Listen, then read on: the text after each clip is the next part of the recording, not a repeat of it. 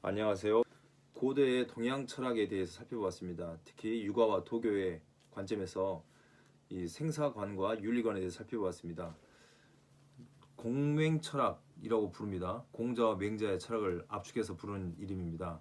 노장철학은 노자와 장자를 압축해서 부르는 이름입니다. 유가와 도가의 부르장생을 위한 도덕교육은 도와 현실에서의 도와 길을 따르는 도덕적 삶과 수양에 그 초점이 맞춰졌다는 것을 보았습니다. 노장의 관점에서, 노자와 장자님의 관점에서 삶과 죽음은 기의 모임과 흩어짐이라는 것을 살펴보았습니다. 플라톤의 생사관 그리고 생명의 시한을 초월하여 모종의 영혼을 꿈꾼다는 점에서 이 노자님과 장자님의 생사관과 공자님과 맹자님, 공맹철학, 다시 말해 공맹의 생사관과 큰 차이를 보이지 않는다는 것을 보았습니다. 서양은 죽음을 더 앞세웁니다. 그래서 사생관이라고 말할 수 있겠습니다. 동양은 생사관이라고 말해야겠지만 삶과 죽음 이렇게 말하는데 서양에서는 사생관이라고 말하는 것이 좀 더 맞습니다. 죽음을 더 앞세우거든요. 사생관과 영원, 영생 교육입니다. 이런 책이 있습니다. 영원의 역사라는 책이 서양에는 있습니다. 이 신화와 철학으로 보는 영혼의 역사. 영혼이 중요한 겁니다. 장영란이라는 분께서 교수님께서 쓰신 책입니다. 표지가 예쁘죠? 영혼의 역사. 저는 영혼의 영생 교육이라고 말씀드리고 싶습니다. 서양의 윤리학은 영혼과 관련되어 있습니다. 이 보시는 것처럼요. 서양의 윤리학의 주요의 특색은 유가와 도가처럼 고대 그리스, 고대로 넘어가야 됩니다. 그래야 현대까지 이어지거든요. 고대에 대한 역사에 대한 이해가 없으면 현대가 어떻게 이루어졌는지를 잘 이해하기가 조금 쉽지가 않습니다. 그래서 고대로 동서양, 저희가 동양이니까 동양부터 살펴봤고 이제 서양 쪽으로 가겠습니다. 여기서 나오는 이성, 마음, 정신 이런 것들이 이해가 됩니다. 이런 이해, 영혼에 대한 이해 없이 이성, 마음이 잘 이해가 안 되거든요. 고대 그리스는 사생관, 생사관이고 사생관이라 말했습니다. 긴밀하게 연관되어 있습니다. 고대 그리스에서의 자연은 살아있으며 모든 생명체들의 생계를 공급하는 거대 저수지와 같은 존재이자 자연이 그렇습니다. 존재이자 인간 푸시케, 곧 인간의 영혼의 고향이 자연입니다. 호메로스의 서사시는 서구 지성사에서 가장 오래된 문헌입니다. 호메로스의 서사시.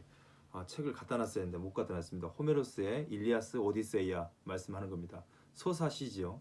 이야기로 되어 있는 서사시는 가장 오래된 문헌이고 이곳에 등장하는 푸시케는 생명의 원리와 함께 죽음의 순간 몸에서 떠나는 것으로 기술됩니다. 영혼이 그림자 뭐 이런 것들로 기술되는 겁니다. 서양 문화는 그리스적 전통의 헬레니즘 전통과 유대 및 기독교 전통의 헤브라이즘 이 두 기둥이 세워진 이 기둥 위에 세워진 건축물이라고 말할 수 있습니다. 호메로스의 서사시의 가장 오래된 문헌인데 이곳에 등장하는 푸시케가 인간의 아니죠 만물의 생명의 원리 그리고 인간에게 특히 죽음 이후에 떠나는 것으로 기술되어 있습니다. 플라톤과 아리스토텔스가 그리고 중세 근대 철학자에 등장하기 이전까지 푸시케에 관한 설명은 삶보다는 죽음 이후, 특히 죽음 이후에 관한 이야기들로 장식되어 있었습니다. 푸시케가 생명의 원리든 사후의 원리이든 서양 사회에서 공통적으로 푸시케 곧 영혼이라고 말하겠습니다.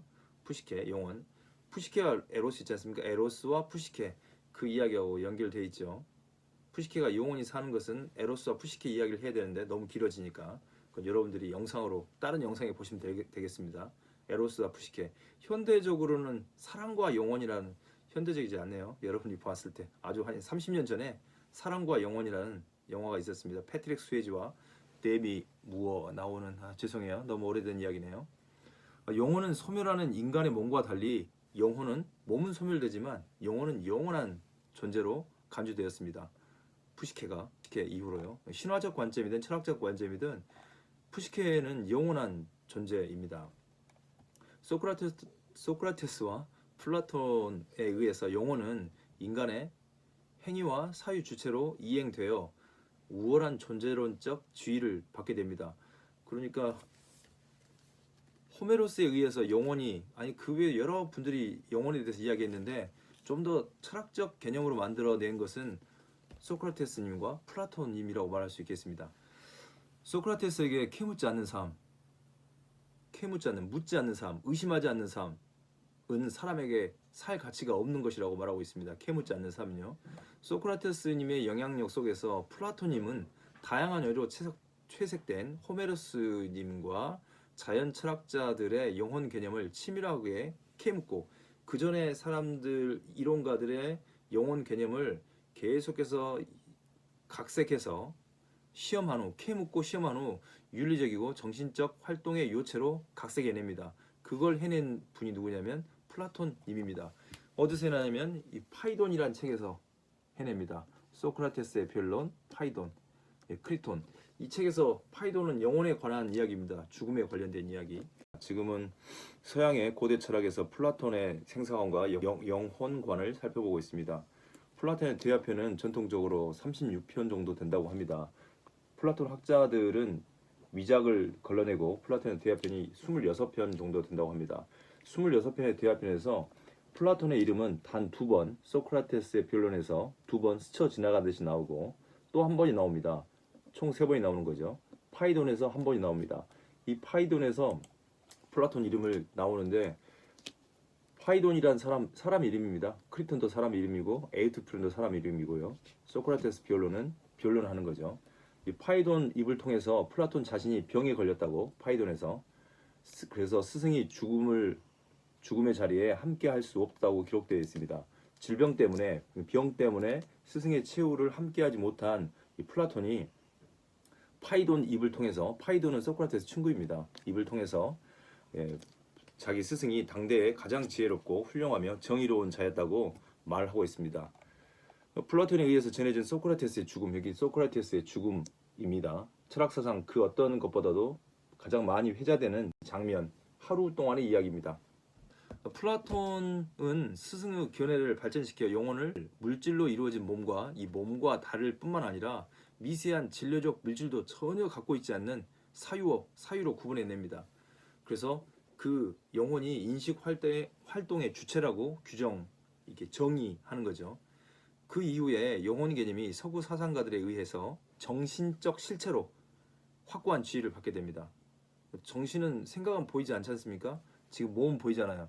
근데 보이지 않는 사유가 있다. 이 몸처럼 이게 실체라고 말할 수 있는 거죠. 그리고 스스로 활동할 수도 있고요. 몸이 활동할 수 있는 것처럼 정신도 스스로 활동하고 운동할 수 있다고 이게 개념화 시켜놓습니다.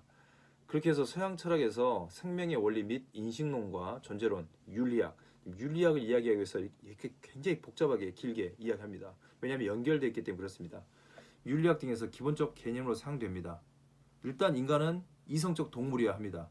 이성은 어디서 오냐면 영혼에서 온다는 거죠. 플라톤의 파이돈에 의하면 이 파이돈은 소크라테스 변론에서 재판에서 지게 됩니다. 변론했지만 그리고 270대 230의 투표를 받습니다. 사형 270, 무죄 사형이 아니다 무죄 230. 그래서 500명의 투표를 했는데 그 투표에서 지게 됩니다. 소크라테스님께서 죄명은 청소년 타락죄 그리고 신성 모독죄입니다. 그리고 죽기 전날 독배를 마시는 이 파이돈 이 감옥에 이렇게 있습니다. 감옥에 있으면서 이분이 소크라테스님이죠. 독배를 마시기 전에 이야기한 이야기가 뭐냐? 죽음에 관한 영혼에 관한 이야기입니다. 정리하면 사형 선고를 받은 소크라테스가 감옥에서 독배를 마시기 직전까지 말한 죽음과 영혼에 관한 이야기는 아주 되새김질할 만한 철학적 가치가 있습니다. 인문학적 가치도 있죠. 윤리적 가치도 있습니다. 독배의 잔, 독약의 잔을 기다리던 소크라테스님은 곧 죽는데 자신이 죽은 이후에 지혜로우며 훌륭한 다른 신들 곁으로 그 다음으로는 이미 죽었을 때 이 세상 사람들보다 더 훌륭한 인간들 곁으로 가게 될 거라고 기대에 차 있습니다. 죽음 이후에 기독교적으로 말하자면 천국 간다는 거죠. 그 천국에서 성경에서 봤던 성인들, 여기서 봤던 호메로스, 헤시오도스, 헤라클레스, 여러 철학적 위인들 내지는 인문학적 위인들을 만나는 것에 기대에 차 있다고 말합니다. 특히 신을 만난다는 것에 대해서 기대하고 있다는 거죠. 그래서 그 소크라테스님께서는 오랫동안 전해오듯 선량한 사람에게는 선량한 사람이라는 것은 윤리적 인간이겠죠. 나쁜 사람들, 비윤리적 인간들의 경우보다 훨씬 더 좋은 것을 받는다는 희망과 낙관적 기대에 차이 있습니다. 그래서 죽는 게 별로 두렵지 않는 거죠. 이런 말을 합니다. 진정으로 철학의 철학으로 생애를 보낸 자신이 소크라테스 자신이 죽음 이후의 상황에 대한 확신을 갖고 있었고 자기가 죽은 뒤에 저승에서 최대한 좋은 것을 얻게 될 거라고 이게 희망에 차 있는 거죠. 믿음에 차 있다고 말할 수 있겠습니다. 그래서 소크라테스에 따르면 철학의 옳게 종사, 지혜를 사랑하는 것에 옳게 종사해온 사람들은 모두가 다름 아닌 죽는 것과 죽음을 스스로 추구하고 있다고 말합니다. 진정한 철학자들은 지혜를 사랑하는 사람들은 자신이 사후에 최대한 좋은 것을 얻게 된다는 희망에 차 있기 때문에 온 성애를 통해 죽음을 열망한다고 말합니다. 이 때문에 지혜를 사랑하는 사람, 곧 영혼은 몸을 최대한 무시하고 몸은 사라지는 거니까 소멸할 거니까요. 몸에서 최대한 달아나고 그 자체로만 있게 되는 걸 추구한다는 거죠. 영혼 자체로만 있게 되는 걸 추구한다고 말합니다. 그래서 몸에서 해방되는 걸 더 소중하게 생각하는 거죠. 몸에서 해방되는 것은 언제 가능하냐면 몸이라는 무덤 내지는 감옥에서 해방되는 건 죽음을 통해서만 가능하다고 말합니다. 고대 그리스에서는. 이처럼 소크라테스에게 철학자란 지혜에 대한 사랑에 의해 충분히 정화된 깨끗하게 된 사람들이고 향후에 전적으로 몸 없이 영혼으로만 살게 될 사람입니다. 피타고라스나 플라톤에 의해서 인간의 몸은 영혼의 무덤이자 감옥과 같은 것으로 정의됩니다. 그러니까 무덤, 감옥 별로 좋은 의미로 쓰이지 않지 않습니까? 이 무덤과 감옥에서 탈출 내지는 해방되는 것은 오직 죽음을 통해서만 가능하게 됩니다. 풀려나면 진정으로 자유로운 인간이 되는 거죠. 이 자유라는 개념은 서양 철학사에서는 굉장히 중요합니다. 자유. 이 자유를 위한 투쟁이라고 말할 수 있는 거죠. 정신적 자유든 육체적 자유든 특별히 정신적 자유가 더 중요하다고 말씀드릴 수 있겠습니다. 몸이라는 무덤과 감옥에서 해방과 석방은 오직 죽음을 통해서만, 자살이 아니고 자연사를 통해서만 이루어진다고 말할 수 있습니다. 그래서 죽음은 영혼이 몸에서 벗어남 것, 영혼은 영혼대로 몸에서 떨어져 나와서 그것 자체만 있는 것이 죽음이라고 말할 수 있습니다. 죽음이라는 것은 영혼이 분리되는 것, 몸과 분리되는 것 이외에 다름 아무것도 없다는 거죠. 플라톤의 이 역설적인 사생관이 서양 정신사, 서양 철학사 전 기간 동안 주축적인 영향력을 행사해 왔습니다. 그 현대 우리에게는 정신적인 것, 이성적인 것, 감각과 신체를 넘어서는 것, 초개인적인 것, 초월적인 것, 뭐냐면 플라톤의 이론에서 영향을 받았다고 말할 수 있습니다. 플라톤에 의한 영혼의 몸으로부터 독립은 중세 기독교의 금욕주의, 데카르트의 심신 이분법, 이원론, 칸트의 선의지와 성향, 현상계와 예지계, 목적의 왕국과 사물의 왕국으로 구분되었습니다. 실로 서구의 윤리학의 기본 사유 범주들은 심신의 구분, 윤리적 주체, 가치와 사실의 구분. 서구 윤리학의 가장 중요한 특색은 신체성의 소멸이나 극복을 의미합니다. 다시 말해 죽음의 동경을 의미합니다. 죽음을 연습하는 거죠. 윤리적 실천을 통해서 성취하려는 정신의 자유란 다름 아닌 신체의 죽음을 통해서 가능합니다. 신체가 자살이 아니고 자연사를 통해서 죽는데 죽기 전까지 사람들이 윤리적으로 살다가 죽음으로 가야 된다는 거죠. 소크라테스 별명이 등에라고 합니다. 쇠파리입니다. 이 쇠파리와 같은 쇠의 파리, 소의 등에 붙어서 피를 빨아먹는. 근데 소크라테스가 왜 이런 별명이 붙었냐면요, 끊임없이 캐묻기 때문에 그렇습니다. 사람들에게. 소크라테스의 캐물음의 삶이 플라톤이나 여러 사람들에게는 현자라는 명예로운 칭해를 가져다 주었습니다. 붙여준 거죠. 계속 끊임없이 질문하기 때문에요. 반대로 그 질문, 새파리와 같은 질문, 캐묻는 삶이 소수에게는 명예로운 칭호를 붙여주었지만, 소수에 의해서요, 다수에게는 많은 증오심과 비방거리가 되어서 이 소크라테스라는 분을 혐오스러운 자, 청소년들을 타락시키는 자로 만들어 주었습니다. 그래서 당시에 증오심과 무지의 선입견에 찬 많은 사람들, 자칭 지혜자라는 사람들이 법을 사용해서 소크라테스를 죽음으로 내몰았습니다. 죽음으로 내몬 이야기가 소크라테스 변론입니다. 여기서 이제 변론을 하는 거죠. 내가 왜 증오스러운 사람이 아니고 잘못된 사람이 아닌지를 소크라테스가 변론합니다. 편견에 사로잡힌 현자들, 가짜 현자들이죠. 가짜 뉴스를 퍼뜨리고 다니는 이 사람들이 법을 통해서 소크라테스를 법정에 세웁니다. 법정에 세우는 제목이 뭐냐면 소크라테스가 젊은이들을 타락시키고 나라가 믿는 신, 제우스 신이나 아폴론 신 이런 신들을 믿지 않고 다른 새로운 영적 존재에 대한 믿음을 갖게 했다는 죄목으로 두 가지 제목이죠. 청소년 탄압죄, 신성 모독죄. 이 제목으로 재판에 올리고 사형 선고를 받게 됩니다. 그리고 자기가 사형 선고를 왜 안 받아야 되는지에 대한 비언론을 하는 게 소크라테스 비언론이고, 법정에서 사형 선고를 받고 죽음 앞에 독배를 기다리고 있는 장면이 파이돈에 대한 이야기입니다.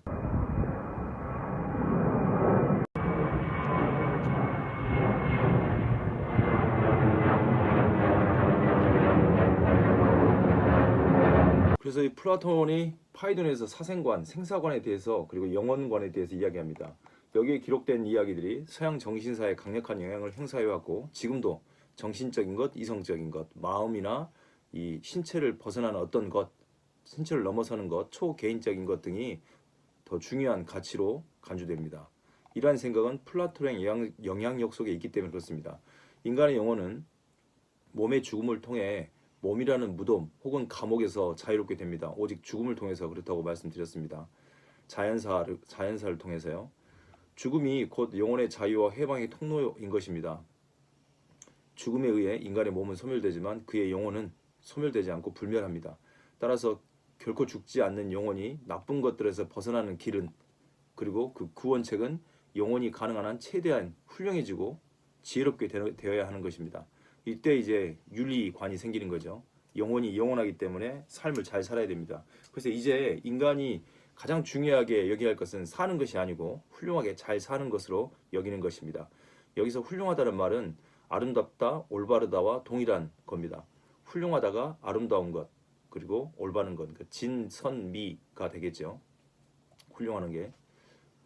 죽음 이후에 인간의 영혼이 저승 곧 하데스로 가면서 지니고 가는 건 딱 두 가지입니다.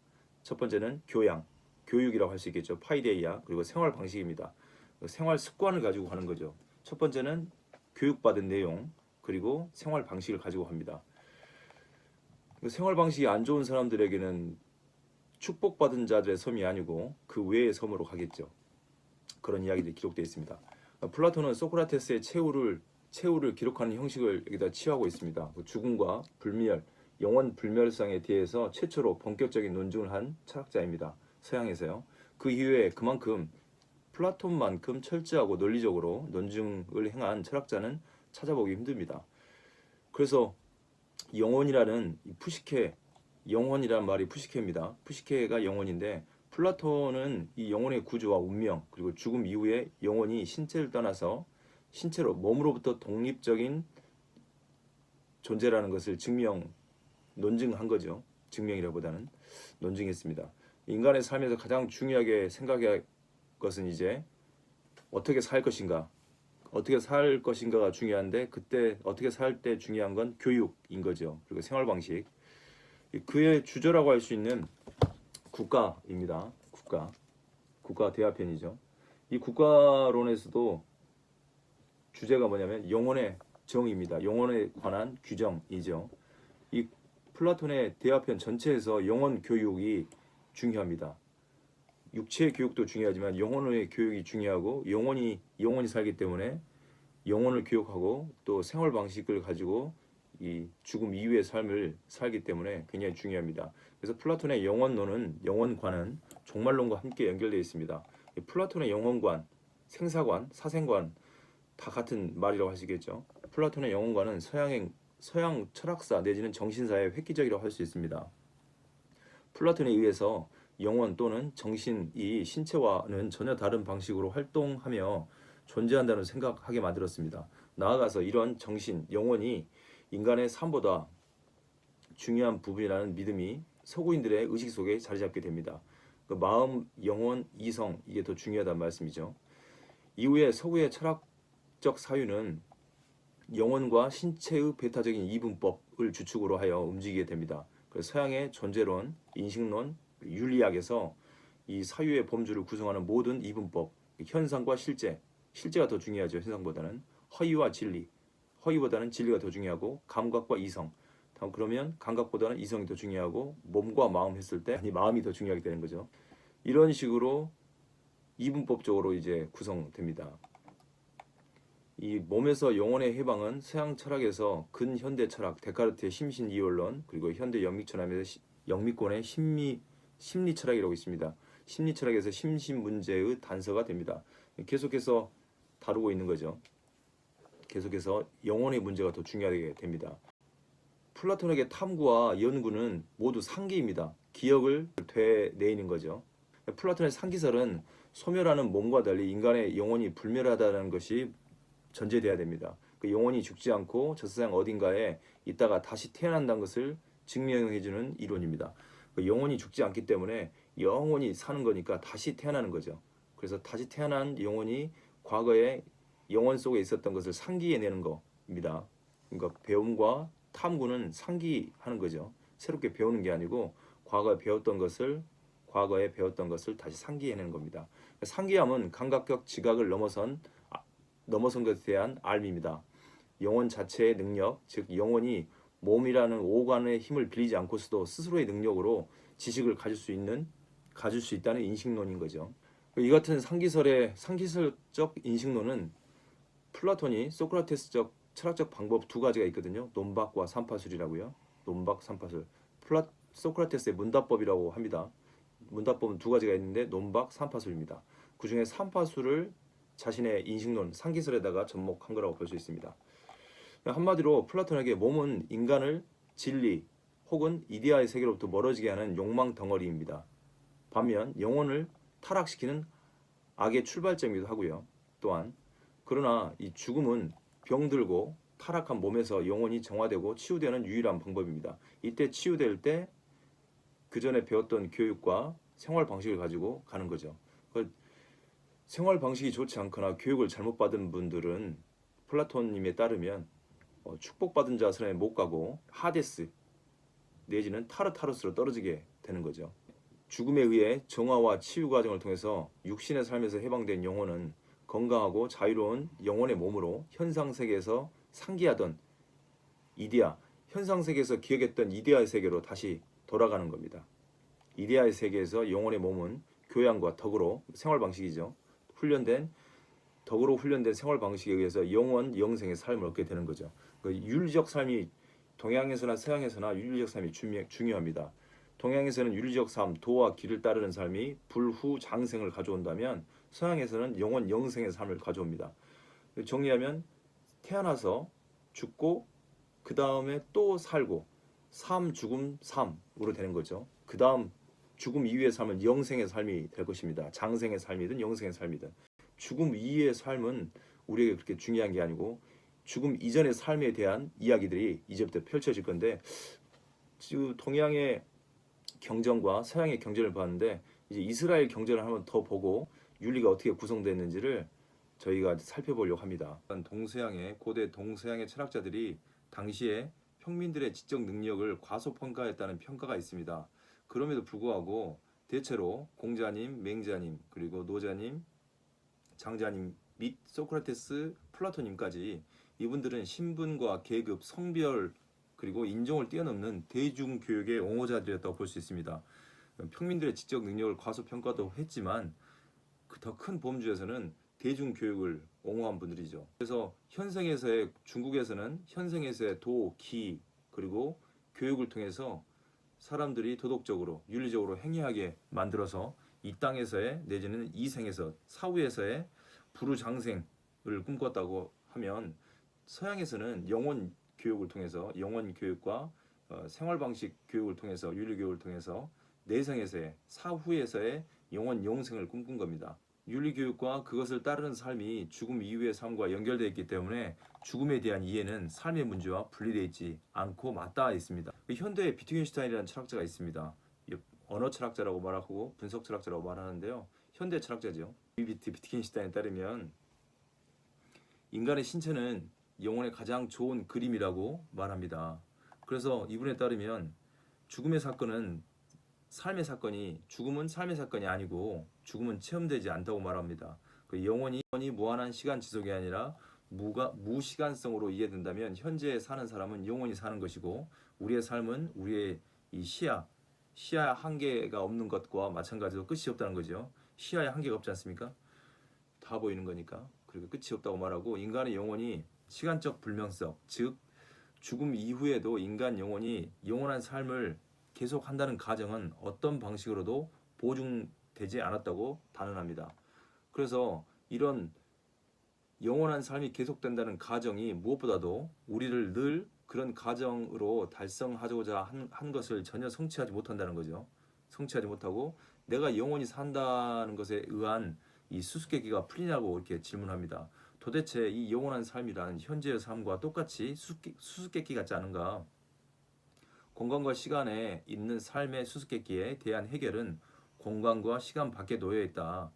그러면서 말합니다. 말할 수 없는 것에 대해서는 침묵하라는 거죠. 그 사후에 대해서 우리가 말할 수 없으니까 그거에 대해서 논하지 말고 현재의 삶의 형식에 대해서 논하라고 말합니다. 사후의 문제는 논외로 하더라도 인간의 삶의 문제에 관해서는 침묵이 아니라 적극적으로 논의해야 됩니다. 그래서 윤리적 문제가 등장하는 거죠. 이 출처를 알 수 없는 유명한 말이 있습니다. 10길 물속은 알아도 한 길 사람 속을 모른다가 그것입니다. 10길 물속은 알지만 한 길 사람 속을 모른다는 거죠. 그래서인지 고대 그리스의 7현인들이 있습니다. 그 7현 중에 한 분인 탈레스라는 분이 이렇게 말합니다. 모두를 믿지 마라. 라고 말하는 반면 비아스라는 분은 대부분의 사람들은 나쁘다 라고 조언하면서 착해 빠지지도 말고 못돼 먹지 말라고 가르칩니다. 이후에 로마의 세네카라는 분은 가장 덜 나쁜 사람을 가장 좋은 사람이라고 부릅니다. 그리고 이제 로마서에서 성경이죠. 로마서에서 바울은 이렇게 말합니다. 의인은 없나니 하나도 없다고 말합니다. 인간의 행동의 좋음과 나쁨은 윤리적 문제, 도덕적 문제입니다. 고대나 현대나 윤리는 사후의 삶을 위한 것보다는 지금 여기에 우리 인간의 문제를 다룬다고 말할 수 있습니다. 감사합니다.